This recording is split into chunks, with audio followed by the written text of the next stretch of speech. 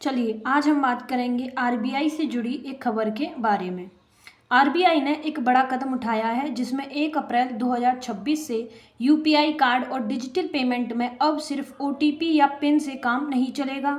जब हर ट्रांजैक्शन पर two factor authentication यानी कि 2FA अनिवार्य हो गया है। मतलब कि आपके पैसे की डबल सुरक्षा, फिनिशिंग और फ्रॉड से मजबूत बचाव जो है वो अब हो गया है। अपना जो यूपीआई ऐप है वो अपडेट करें और बायोमेट्रिक जो टेस्ट है वो कर लें, वरना ट्रांजैक्शन जो है वो अटक सकता है। तो खबर देखें तो आरबीआई का जो बड़ा कदम है वो आरबीआई ने उठाया है, जिसमें यूपीआई डिजिटल पेमेंट्स और के लिए जो 2 फैक्टर ऑथेंटिकेशन है वो अनिवार्य हो गई है और ये आज से लागू है, यानी कि 1 अप्रैल 2026 से ये लागू हो चुका है। इससे जुड़े कुछ पॉइंट्स की बात करें तो सबसे पहले हम बात करेंगे मुख्य बिंदु के बारे में खबर के में। तो इस खबर में पूरी में 2 स्टेप ऑथेंटिकेशन के बारे में और जो आरबीआई के नए रूल हैं उनके बारे में बताया गया है। जैसे आरबीआई ने डिजिटल पेमेंट के लिए 2FA अनिवार्य किया है। नियम ऑनलाइन फ्रॉड के लिए है, जैसे कि shipping, SIM swap attack, fraud में कम करने के लिए ये जो नए कदम हैं ये उठाए गए हैं और आरबीआई अपने नए नियमों में निरंतर जो सुधार है वो कर रही है। जैसे कि इसके जो नए नियम हैं उनकी बात करें, मुख्य जो नए नियम हैं तो इसमें है सबसे पहला है 2 फैक्टर ऑथेंटिकेशन 2FA अनिवार्य है। हर डिजिटल ट्रांजैक्शन के लिए यूपीआई कार्ड और वॉलेट अनिवार्य है। कम से कम एक फैक्टर डायनामिक होना जरूरी है और पूरा जो पुराना जो सिस्टम है वो सब काफ़ी है। सिर्फ स्टैटिक जो पिन है या पासवर्ड है वो काफ़ी नहीं है। प्रमाणिक कारकों के लिए कई प्रकार हैं और सुरक्षित लेन देन के लिए आरबीआई के जो नियम हैं वो यूजर्स की सुरक्षा और सुविधा पर ध्यान केंद्रित करते हैं। और ऑथेंटिकेशन की बात करें फैक्टर की प्रकारों की तो उसमें 3 प्रकार हैं। जैसे समथिंग यू नो यानी कि तुम कुछ जानते हो, जैसे कि यूपीआई, पिन, पासवर्ड और पासफियर्स। और समथिंग यू हैव यानी कि कुछ जो आपके पास होते हैं, जैसे कि SMS, OTP, software token, device token और card hardware. Something you are यानी कि कुछ जो तुम हो, जैसे कि बायोमेट्रिक, जैसे कि फिंगरप्रिंट, फेस आईडी, आधार, बेसिक बायोमेट्रिक्स। ये जो ऑथेंटिकेशन के जो फैक्टर हैं वो आरबीआई के अनुसार 3 प्रकार के दिए गए हैं।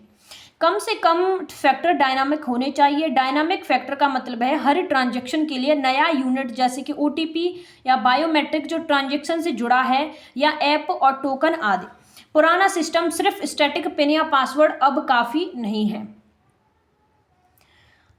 2 फैक्टर ऑथेंटिकेशन क्या है उसकी बात करें तो ये 3 प्रकार का है जो मैंने अभी बात की। समथिंग यू हैव यानी कि जो तुम कुछ जो आप जानते हैं, जैसे कि पिन और पासवर्ड। समथिंग यू हैव कुछ जो आपके पास हैं, जैसे कि डिवाइस है, ओटीपी है, टोकन वगैरह ये है। समथिंग यू हैव यानी कि कुछ जो आप हैं खुद, यानी कि फिंगरप्रिंट, फेस आईडी, बायोमेट्रिक आधार पर। अब कम से कम 2 फैक्टर जरूरी हैं। एक डायनामिक हर ट्रांजैक्शन के लिए नया है। पुराना सिस्टम यानी कि सिर्फ जो सिम और ओटीपी है अब काफ़ी नहीं है। 2 फैक्टर जो ऑथेंटिकेशन है वो अनिवार्य है। यूपीआई पेमेंट्स पर अगर इसके असर की बात करें, यानी कि जो यूपीआई पेमेंट्स है उस पर क्या असर पड़ेंगे, तो गूगल पे और फ़ोन पे, पेटीएम आदि पे में जो ऐप्स हैं वो अब डबल वेरिफिकेशन उन पे अनिवार्य है। डबल जो वेरिफिकेशन है उन पर अनिवार्य है। और यूपीआई पिन प्लस बायोमेट्रिक या ओटीपी प्लस पिन जैसा कॉम्बिनेशन अब बनेगा। और छोटे वैल्यू ट्रांजैक्शन पर कुछ छूट हो सकती है, लेकिन ज़्यादातर मामलों में 2FA लागू होगा। छोटे वैल्यू ट्रांजैक्शन पर कुछ छूट हो सकती है, लेकिन बड़े ट्रांजैक्शन पर ये छूट नहीं होगी। कार्ड पेमेंट्स की बात करें, डेबिट कार्ड और क्रेडिट कार्ड की, तो ऑनलाइन जो ट्रांजैक्शन पर सख्त नियम है, कोई मौजूदा नहीं है। सभी ऑनलाइन ट्रांजैक्शन पर सख्त नियम है। Card no present.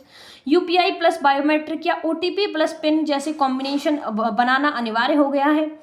Cross border international कुछ छूट के लिए नेशनल जो अतिरिक्त जो फैक्टर हैं वो अनिवार्य हैं, यानी कि ऑनलाइन जैसे कार्ड है, कार्ड नॉट प्रेजेंस ट्रांजैक्शन पर सख्त नियम लागू हो चुके हैं। और cross border international card transaction के लिए 1 अक्टूबर 2026 तक अतिरिक्त फैक्टर 2FA जो है वो अनिवार्य है।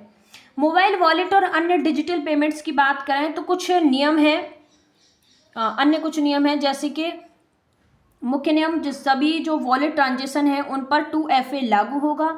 रिकवरिंग पेमेंट ई मेडिटेड पर कुछ जो एक्सपेंशन है और छोटे कंटेंटलेस ट्रांजेक्शन पर कुछ एक्सप्लेशंस है। क्रॉस बॉर्डर कार्ड ट्रांजेक्शन के लिए 1 अक्टूबर 2026 तक अतिरिक्त फैक्टर अनिवार्य है। सभी वॉलेट ट्रांजैक्शन पर भी 2FA लागू है। रिकवरिंग पेमेंट्स, ई मेडिटिंग और छोटे कंटेंट क्लेस ट्रांजैक्शन पर कुछ जो एक्सपेंशन है वो भी लागू होंगे। डिजिटल का फ्रॉड और साइबर सिक्योरिटी की बात करें तो कुछ मुख्य बिंदु है इसमें। बढ़ते UPI fraud, finishing, SIM swap को रोकने का जो कदम है वो इसमें उठाया गया है। रिस्क बेस्ड ऑथेंटिकेशन, उच्च रिस्क ट्रांजैक्शन पर एक्स्ट्रा चेक जो है इसमें लगेगा। बैंकों, पेमेंट और प्रोवाइडर्स की जिम्मेदारी इसमें काफ़ी बढ़ चुकी है। उपयोगकर्ता के लिए बदलावों की बात करें तो ट्रांजैक्शन थोड़ा ज़्यादा जो समय है वो ले सकता है। बायोमेट्रिक, फिंगरप्रिंट, फेस आईडी या ऐप बेस्ड टोकन का बढ़ावा काफ़ी उसको मिल चुका है और पुराने OTP ओनली सिस्टम से छुटकारा उसमें मिल चुका है। और यूजर्स को अपनी पसंद के फैक्टर्स चुनने की सुविधा है, जैसे बैंक ऐप के अनुसार। सुरक्षित लेन देन के लिए RBI के नए नियम यूजर्स की सुरक्षा और सुविधा को ध्यान में रखते हुए बनाए गए हैं। बैंकों और फिनटेक वहीं पेमेंट सिस्टम प्रोवाइडर्स पर अगर इसके असर की बात करें तो सभी बैंक, NBFC, UPI ऐप्स आदि को 1 अप्रैल 2026 तक कंपाइल्स करना जरूरी है। इंटर ऑपरेबिलिटी और यूजर फ्रेंडली सिस्टम्स जो है वो बनाने पर जोर दिया जा रहा है। डेटा प्रोटेक्शन के साथ तालमेल आवश्यक है। सुरक्षित लेन देन के लिए RBI नए रूल बनाती है। RBI के अन्य संबंधित नियमों की बात करें तो risk based authentication framework, RBI के जो अन्य रूल हैं जिसमें रिस्क बेस्ड ऑथेंटिकेशन फ्रेमवर्क पर जोर दिया गया है। एडमिनिस्ट्रेशन फैक्टर ऑफ ऑथेंटिकेशन, दोहरी जो सुरक्षा है उससे काफ़ी बड़ी है। छोटे वैल्यू या लो रिस्क ट्रांजैक्शन पर छूट, कम जोखिम वाले लेन देन पर छूट मिल चुकी है। और डिजिटल पेमेंट इकोसिस्टम की समग्र जो सुरक्षा है वो 2025 डायरेक्शन संपूर्ण सुरक्षा के लक्ष्य को देखकर बनाई गई है। लाभ और इससे कुछ जुड़ी चुनौतियों की बात करें तो लाभ जैसे फ्रॉड में कमी होगी, ज़्यादा सुरक्षा मिलेगी और यूजर्स को जो ट्रस्ट है, यूजर्स का जो ट्रस्ट है उपयोगकर्ता का वो बढ़ेगा। चुनौतियों की बात करें तो ट्रांजैक्शन में थोड़ी देरी होगी, कुछ यूजर्स को नई आदत डालनी पड़ेगी, बैंकों को टेक्नोलॉजी अपग्रेड करनी पड़ेगी। बैंकों ऐप्स की जिम्मेदारी की बात करें तो बैंक और ऐप्स की जो जिम्मेदारी है वो क्या होगी, तो इसमें सभी bank, UPI apps, PhonePe, Google पे, पेमेंट आदि NBFC को इन नियमों का पालन करना होगा। यूजर्स को आसान और इंटरऑपरेबल ऑप्शंस देने होंगे और फ्रॉड होने पर इश्यूअर यानी कि बैंक की जिम्मेदारी काफ़ी बढ़ गई है। भविष्य के संभावित अगर प्रभाव की बात करें तो इससे भविष्य में संभावित क्या प्रभाव होंगे, तो बायोमेट्रिक और टोकन बेस्ड सिस्टम का ज़्यादा इस्तेमाल होगा। डिजिटल इंडिया और कैशलेस इकोनॉमी को मजबूती मिलेगी। वहीं साइबर फ्रॉड के आंकड़ों में कमी की जो उम्मीद है वो देखी गई है। अब बात करें इससे का जो निष्कर्ष है उसके बारे में, यानी कि इस न्यूज़ का जो निष्कर्ष है वो क्या है, तो इसमें RBI के नए नियम से अब क्या होगा, UPI और डिजिटल पेमेंट्स में डबल सुरक्षा अनिवार्य हो गई है। इससे फ्रॉड, साइबर हमलों में काफ़ी कमी आएगी। वहीं यूज़र्स को अपना ऐप अपडेट कर बायोमेट्रिक या ऐप टोकन सेट करना चाहिए ताकि ट्रांजैक्शन आसानी से और सुरक्षित रूप से हो सके। धन्यवाद। Thanks for watching our videos.